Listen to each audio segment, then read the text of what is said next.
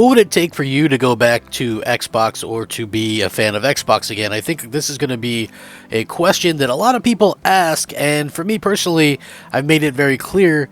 You know, a lot of people assume that I'm hyping up PlayStation or that I'm quote unquote switching back to PlayStation, and I don't see it that way, but I've been more than honest about the fact that if Xbox is putting their games on PlayStation, it makes next generation that much easier to choose from. So I've been completely honest about that. Like, my Xbox Series X is still going to play multiple years into next generation because that's what Microsoft does.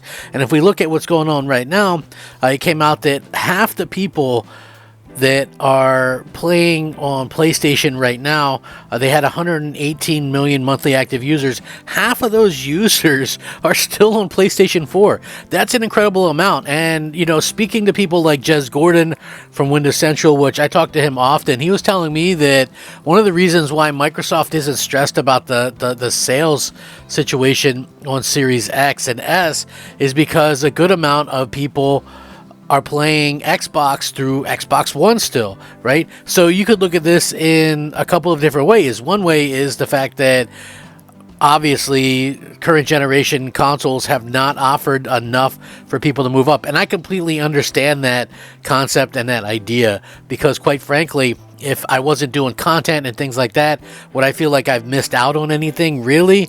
Probably not.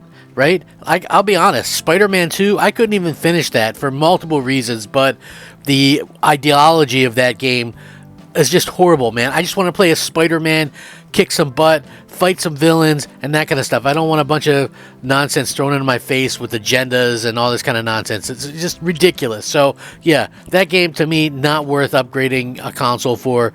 The stuff that, to me, like God of War Ragnarok, really good game, but that's on PS4. You know, you get a little bit of extra frames or whatever. Even if you're like a Horizon Forbidden West fan, that's on PS4 as well. Gran Turismo, that's on PS4. Most of the games are. Ratchet and Clank, which was pretty good, and that's not on PS4. But realistically, so there's just a handful of games that are only current gen only. But I wouldn't really say any of them are necessarily a reason to buy $550 consoles. Starfield, really solid game. I think right now it's better.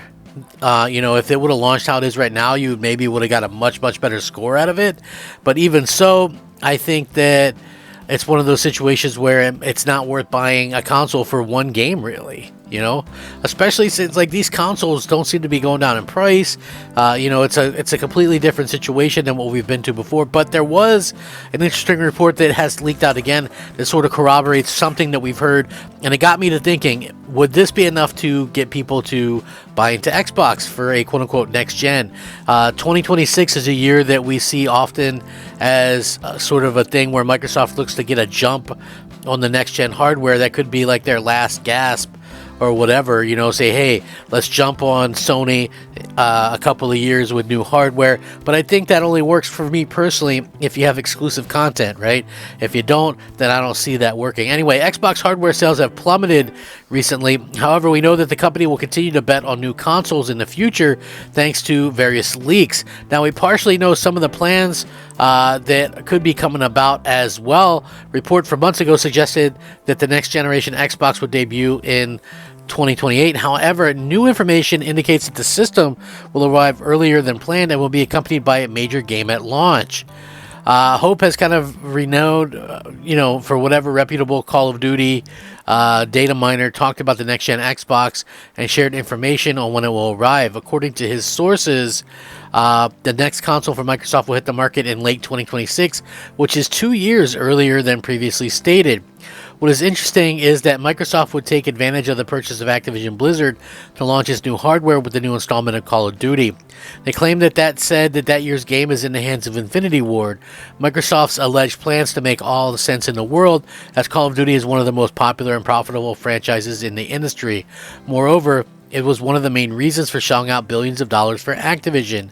However, it is important to stress that it's just a rumor at this particular point, and sources have assured that Microsoft will launch two consoles, could be in 2026, a desktop and a handheld as well. In addition, that we know that the hardware will bet big on the cloud for whatever reason. Leaked Microsoft documents revealed that the company wants to move full speed ahead to its next-gen hardware, and for that reason, there's a chance that the new Xbox will arrive in 2026. So we know that Microsoft isn't going to be doing a mid-gen refresh like they did last gen, which, again, people think good or bad or whatever. They've already kind of gotten spanked this generation, so I'm not sure that it really matters that much. But, when it comes to the PS5 or whatever, they're probably just going to maybe concede that for what it is. And, I think that realistically could be, who knows, maybe that's a smart move. But for me personally, I'm going to wait and see how this kind of stuff works out with, are they going to actually do exclusives and things like that? Like, if they're not doing exclusives, then really what's the point of the entire situation, because you could just get this stuff on PlayStation. Now, if you do have exclusive games, and because Call of Duty, listen, that's not exclusive. I understand that, fully aware, folks. So don't oh man, what are we talking about? They're never going to make Call of Duty exclusives. I agree. But the thing that I would say is, even though that's not an exclusive game, if you're launching the only next-gen version on your platform, it could give you a little bit of an edge if you go all out with marketing and things like that. I think that would be a tremendously smart thing for them to do. And, listen, at the end of the day, Microsoft is known to do some of these things smartly. I would hope that they are. Like I said, that could be a huge thing if they could get some stuff out. Maybe the next Elder Scrolls, Call of Duty launch with these games. Things could change around for them. That might be the only way.